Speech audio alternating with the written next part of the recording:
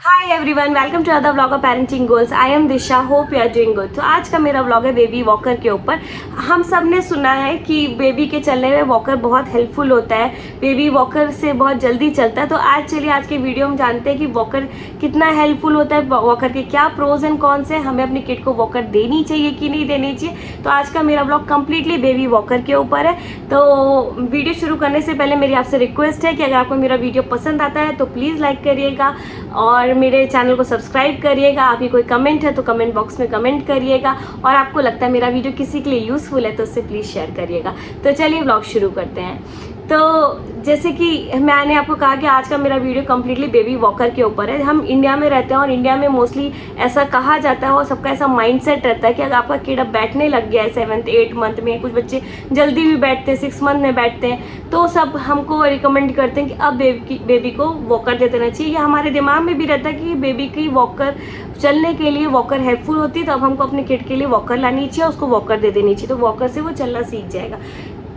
समझते हैं सबसे पहले ये कि किड को वॉकर सही में हेल्पफुल होती है या ये किड का नेचुरल एक्शन होता है चलना। तो सबसे पहले मैं आपको बताऊंगी किड का जो ये सारी चीज़ें जो होती हैं वो एक नेचुरल रिएक्शन होता है। हर बच्चे का एक होता है, कुछ बच्चे बहुत जल्दी माइलस्टोन अचीव कर लेते हैं, कुछ बच्चे थोड़ा टाइम से अचीव कर रहे थे माइलस्टोन। हर बच्चे अपना टाइम लेता है प्रॉपर हर माइलस्टोन को अचीव करने के लिए।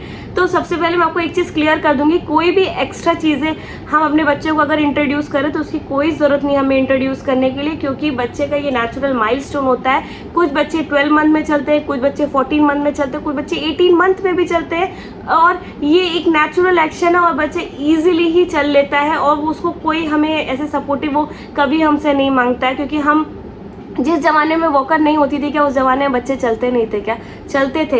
ये नेचुरल एक्शन है। अब मैं इसके बाद आपको बताऊंगी कि इसके प्रोज एंड कॉन्स क्या है। पर जब मैं आपको बता रही हूँ कि बच्चे के माइलस्टोन जैसे होते हैं कि सबसे पहले तो बच्चा सोता रहता है, सोने के बाद वो धीरे धीरे अपने हैंड रेस कर रहा था, उनको फील ले रहा होता है, उसके बाद वो अपने टर्न होना सीख रहा होता है, टर्न होके वो पूरा करवट लेना सीख जाता है, फिर धीरे धीरे थोड़ा थोड़ा बेबी स्टेप वो चलना, थोड़ी क्रॉलिंग करना, पेट के बल चलना, फिर क्रॉलिंग करना, फिर वो ऐसे करके बैठना सीख रहे होते हैं, बैठ के बाद वो उठना सीख रहे होते हैं, किसी चीज़ के सपोर्ट ने पकड़ के खड़ा होना सीख रहे होते हैं, और उसके बाद वो पकड़ के थोड़ा चलते हैं, और चलने के बाद धीरे धीरे वो सब कुछ छोड़ के अपने आप बैलेंस खुद बनाते हैं और फिर चलते हैं। तो जैसा कि मैंने अभी आपको कहा कि बच्चा अपना बैलेंस खुद बनाता है, ये नेचुरल एक्शन है और उसको नेचुरल ही अगर हम रहने दें तो बहुत अच्छा है, क्योंकि उससे बेबी का brain development, sensory development, motor skill सब कुछ एक टाइम पे रहेगा। उसका खुद का अपना बैलेंस अगर वो बनाएगा तो वो कभी भी वो उसको हमेशा उसके लिए हेल्पफुल रहेगा और उसकी मोटर स्किल डेवलप रहेगी। पर अब मैं आपसे कहती हूँ, हमें जो हमेशा कहा गया, जैसे मैं अपना एक्सपीरियंस हमेशा आपसे शेयर करती हूँ, जब अयांश 8 मंथ का था अराउंड, तो वो 7 मंथ अराउंड अयांश ने बैठना शुरू किया था। धीरे धीरे वो बैठने लग गया था, क्रॉलिंग करके, थोड़ा सा पहले झुक के बैठता था, फिर वो थोड़ा सपोर्ट से फिर अपने आप ठीक से बैठना शुरू कर दिया था। 8 मंथ तक वो अच्छे से बैठने लग गया था, और उसके बाद वो 9 मंथ अराउंड में वो किसी चीज़ को पकड़ के खड़ा हो जाता था और थोड़े स्टेप लेने लग गए। तो मुझे सब लोगों ने रिकमेंड किया कि आप इसको वॉकर ले आओ, वॉकर ले आओगे तो जल्दी चलेगा। एज अ पेरेंट हमारा भी माइंडसेट वही था कि वॉकर से शायद हेल्पफुल होता, तभी लोग वॉकर देते होंगे तो वॉकर हेल्पफुल होती होगी, या अगर ऐसी कोई चीज़ है तो हमें अपने बच्चे को इंट्रोड्यूस करनी चाहिए। मुझे किसी ने गिफ्ट की वॉकर और मैंने अयांश को वॉकर इंट्रोड्यूस कर दी।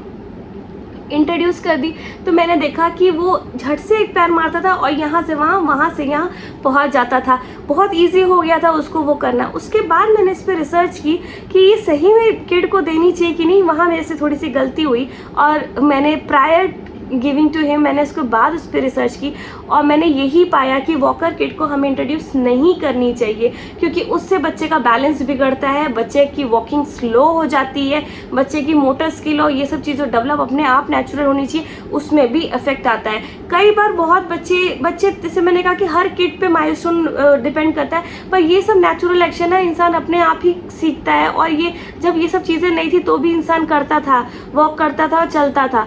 पर ये जो हमें एक्सटर्नली हमको लगता है कि ये सब चीज़ें हेल्पफुल करेंगी, बट ऐसा कुछ भी नहीं है। बच्चा कोई भी चीज़ आपसे डिमांड नहीं कर रहा होता है, बट उससे ये सब चीज़ें हमें नहीं इंट्रोड्यूस करनी चाहिए। मैं तो आपको यही रिकमेंड करूँगी, क्योंकि ये सब कई कंट्रीज़ में जो वॉकर है, मैंने जब रिसर्च की तो उसमें मैंने पाया कई कंट्रीज़ में वॉकर बैन है वॉकर नहीं देते हैं, क्योंकि वॉकर से कई कंट्री बहुत ज़्यादा डेडली एक्सीडेंट हुए हैं बच्चों के साथ, क्योंकि बच्चा कई बार वाटर स्पिल कर दिया, क्योंकि वो एक पैर में भागता है, वो हर 10-15 चीज़ें गिराता है, उसको तो नहीं पता क्या चीज़ें अच्छी हैं क्या नहीं। वो मोस्टली 9-10 मंथ 11 मंथ की एज में वो क्या जानेगा क्या चीज़ अच्छी है। या वॉकर के यूं जैसे अयांश भागता था, मुझे भी डर लगता था कि उसको कुछ हो ना जाए, और 1 महीना ही मैंने उसको वॉकर दी। उसके बाद मैंने कम्प्लीटली, जब मैंने रिसर्च की, मैंने वॉकर बंद कर दी। उसके बाद मैंने ये चीज़ पाई कि अयांश का जो वॉकिंग का टाइम था वो डिले हुआ, जो कि मुझे ऐसा लगता था कि वो 10-11 मंथ में ईजिली अपने आप बेबी स्टेप लेना शुरू कर देगा। वो उसको 14 मंथ लग गए। 14 मंथ में अयांश ने बिना बैलेंस के अपने आप चलना शुरू किया। तो ये मेरा केस था। कई बार कोई बच्चों को हम वॉकर इंट्रोड्यूस करते हैं और वो चलना भी अपने टाइम पे शुरू कर देते हैं, 11 मंथ में भी चलने लग जाते हैं वॉकर के बाद भी।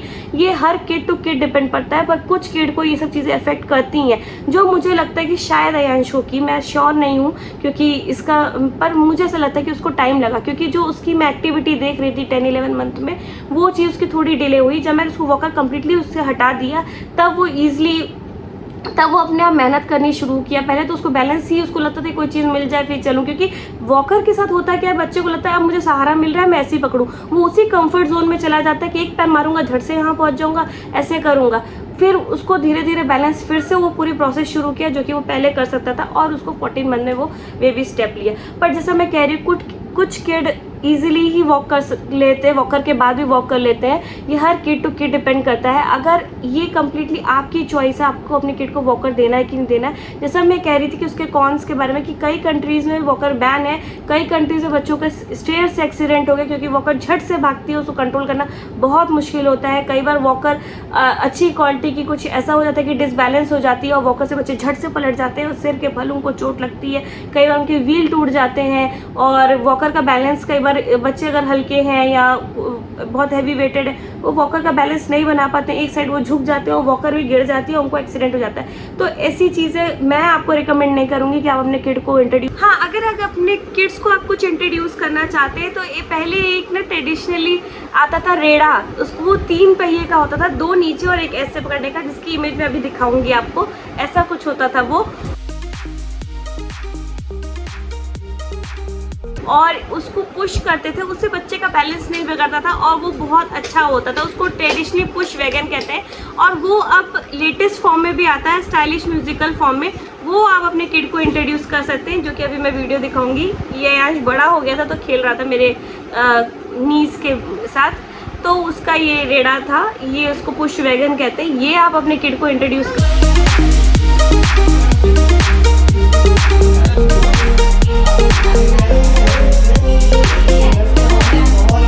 तो जैसे कि मैंने आपको बताया प्रोज एंड कॉन्स। अगर अभी भी आपको लगता है कि आपकी किड के लिए वॉकर अच्छी है, आप दे सकते हो, तो बिल्कुल ये कम्प्लीटली पेरेंट की चॉइस है। आप अपने किड को वॉकर जरूर इंट्रोड्यूस करिए, पर जैसे मैंने आपको बताया उसके साइड इफ़ेक्ट भी होते हैं, तो उसको भी आप दिमाग में रखिएगा और कोशिश करिए कि आपके बच्चे के अफेक्ट ना करें।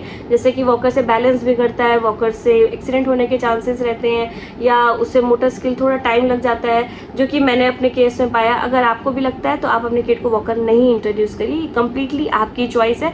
बट अगर किड की अगर हम बात करें, उसके चलने में हेल्प करता, तो ये नेचुरल एक्शन है। किड, हर बच्चा अपने आप चलना सीख जाता है, तो उसको अफेक्ट होने नहीं दीजिए। तो अगर आपको आज मेरा वीडियो पसंद आता है तो प्लीज़ लाइक करिएगा, और आपकी कोई क्वेरी है तो प्लीज़ कमेंट करिएगा, कोई सजेशन है तो भी कमेंट करिएगा, और आपको लगता है मेरा वीडियो किसी के लिए यूज़फुल है तो उसे प्लीज़ शेयर करिएगा, और मेरे चैनल को प्लीज़ प्लीज़ प्लीज़ प्लीज़ जरूर सब्सक्राइब करिएगा। मेरे व्लॉग्स देखते रहिए। तो मैं आपसे मिलती हूँ अपने अनदर व्लॉग के साथ, तब तक के लिए बाय बाय।